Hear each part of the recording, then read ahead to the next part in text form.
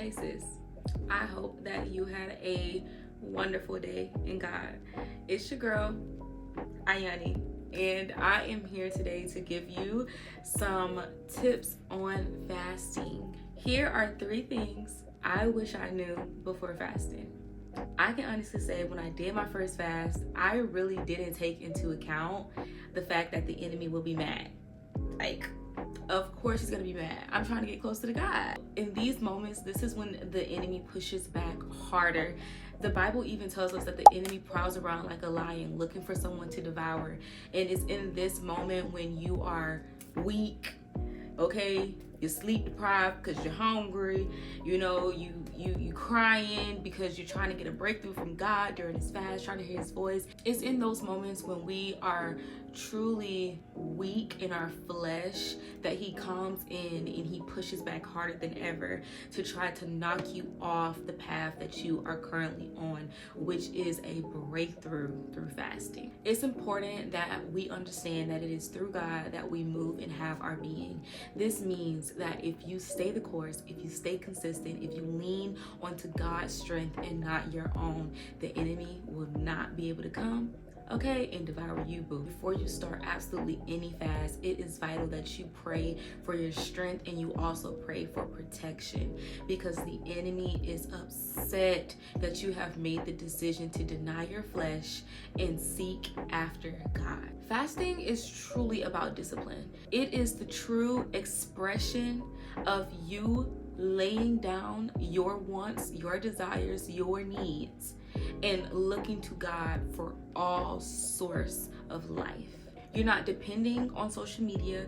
You're not depending on food. You're not depending on your friends. You are solely dependent upon the Lord. And it is so much discipline that has to take place in that moment because there are so many different moving pieces in your life.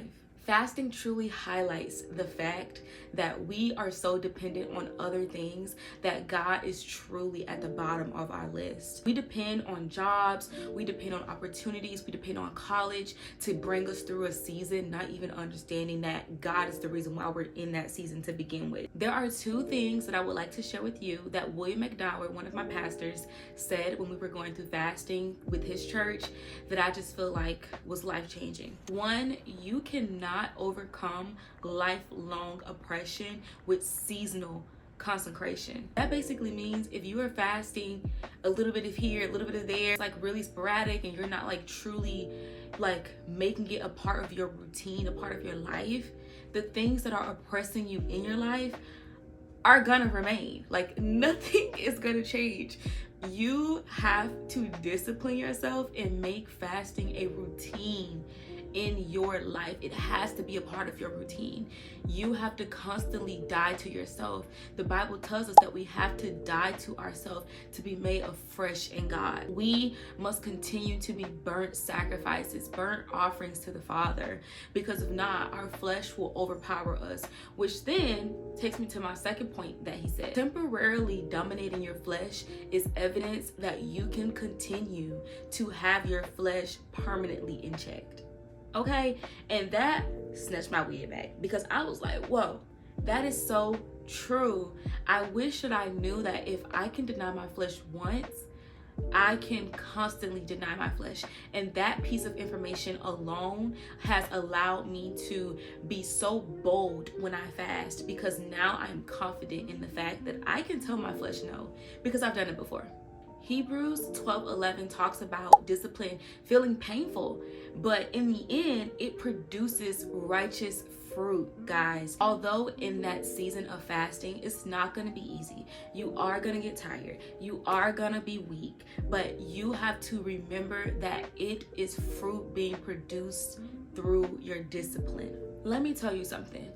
My first fast that I did, my true first fast, it was an Esther fast, 3 days, no food, just water. The first time I did it, I was really like, okay, God, like I want to do this. I want to commit to you. I just wanted to prove to myself that I could actually do this. The Bible says study to show yourself approved. So I was like, you know what, God, I'm going to do this fast. I'm going to kill it and I'm going to do it unto you. And I did that 3-day fast and I was so proud of myself.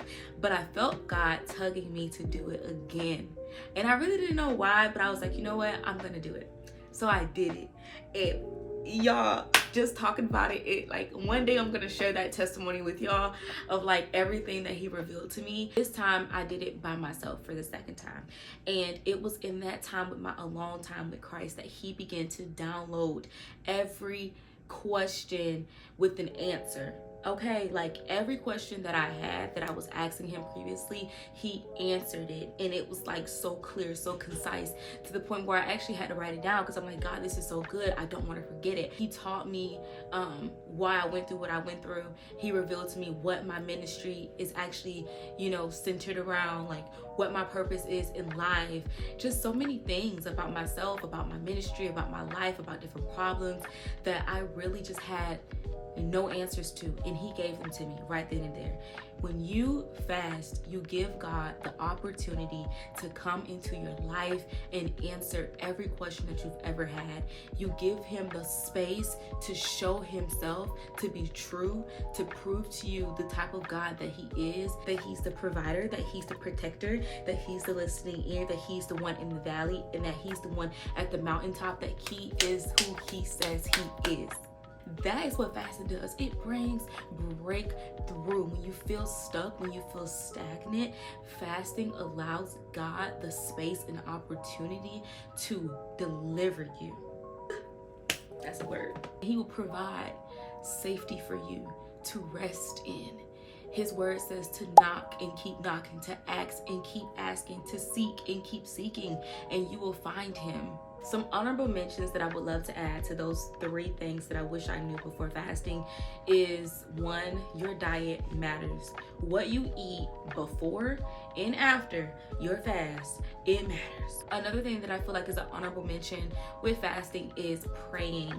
I know, like, obviously that kind of seems like the obvious thing to say, but I do feel like praying, it changes things. It moves mountains. Seriously, your prayers do not go unanswered. Be intentional about truly praying to God, laying, you know, everything that is on your heart down to the altar. Fasting is the moment where there is intimacy between you and God.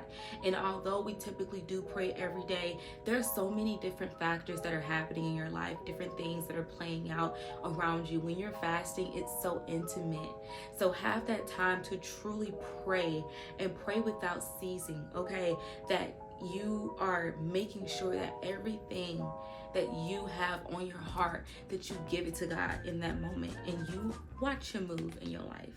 Fasting has truly changed my life for the better, and although it is hard, I can genuinely say and truthfully say that God has definitely moved in my life because of my obedience in fasting. Sis, it was good talking to you. I hope that you got something out of this, that this was definitely beneficial to you, and I will see you next time. Bye, girl.